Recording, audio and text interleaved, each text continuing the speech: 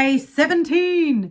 So today we're going to talk about something really, really important, clean eating myths. Have you ever heard that clean eating is too expensive or too restrictive? In this video, I'm going to break down the 5 most common myths and show you that clean eating is much easier than you think. So number 1, clean eating is expensive, or healthy eating is expensive.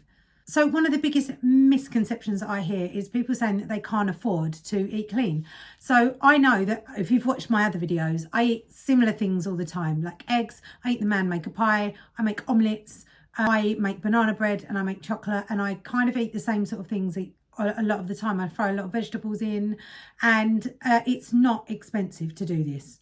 And also planning meals in advance can really help you to avoid that costly going, because sometimes I do it, I end up popping over to the co-op when I could go to other shops that may be a bit more cheaper and better value for money for what you're getting. So you could go to like Aldi's or Lidl's, places like that you can get more of the healthier food for a cheaper price than you would do in your local shop.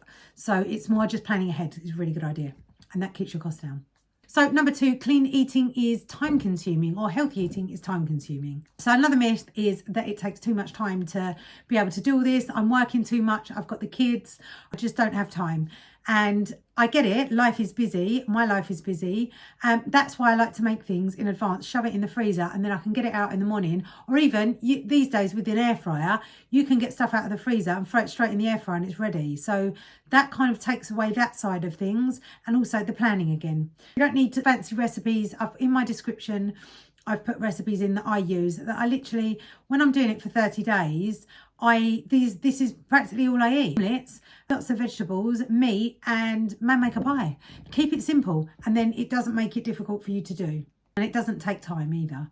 So, and cooking up big batches like I've done, it can really save you lots of time if that's something that you're struggling with. So number 3, you can't eat your favourite foods. Now, I love chocolate, as you know, if you've watched my previous videos, and I've got the recipe in the description below that shows you how to make the cacao chocolate that I make. It's just got cacao buttons in it and honey, and you can shove vanilla extract in it as well if you want to, and that can take the edge off it. So that's kind of my favourite food. So whatever yours is, you can make better choices for it. So you can still enjoy your favourite foods and just make them in a way that supports the goals that you want to choose. And it might not be clean eating or whole foods or whatever it might be. Any sort of other way that you choose that you want to eat, there are always healthier, non-processed ways of eating them. And if there's anything you've got questions on that. So number 4, clean eating is too restrictive. Clean eating doesn't mean that you're on a diet as such, or whole foods eating like I've been doing. It's literally, you don't have to restrict yourself. I've been very strict with these 30 days, but that doesn't mean that I'm like that all of the time. I will still eat whole foods, but I'll do it like 80-20. So it's really about choosing what suits you, really, and what suits your lifestyle, and what whole foods means to you. There is room for flexibility, and it's totally down to you and your choice. And it's okay to indulge occasionally, or adapt your diet to fit your needs as well, because you might not like eating the way that I eat. So it's more of a long-term approach overall, rather than something temporary or even really extreme. I'm doing this 30 days just to be really, really strict. But after the 30 days, I'm going to be just a bit more mindful about what I'm eating, but not like really strict. Like I can't eat specific carbs that I definitely have been cutting out of this 30 days. I'm just being strict on these 30 days. You don't have to do that. And number 5 is that you have to be perfect. You don't.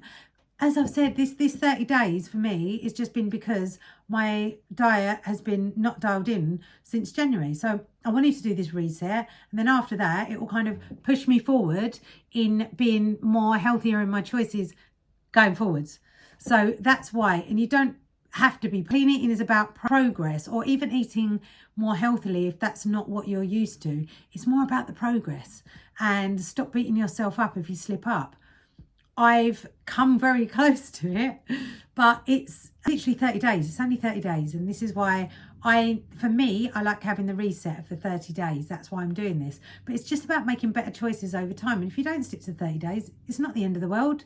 You know, it's more about the progress than it is about sticking to something specifically for 30 days. So it's what works for your lifestyle. And this is what I'm all about. I'm not trying to restrict you into doing one specific thing. It's more about what works for you. So just let go of perfection. That's one thing I will say. And it's more about making the progress in your eating habits that makes you feel better. And obviously, if you're going through perimenopause or you're going through changes in your life, then just cleaning up your diet can just help with your mental health as well as your physical health, along with everything else. So there's just some myths I wanted to go through today. It doesn't have to be expensive. It doesn't have to be time consuming or restrictive, and you definitely don't need to be perfect. And they're just some of the questions that have come up. And I did say yesterday it was like Q&A, but it's more a myth buster that I've gone through today. So, and it's just finding out what works for you and staying consistent in that process. So I really hope that's helped. Don't forget to subscribe and like and comment if there's anything you want to ask any more questions on. Thank you very much for watching.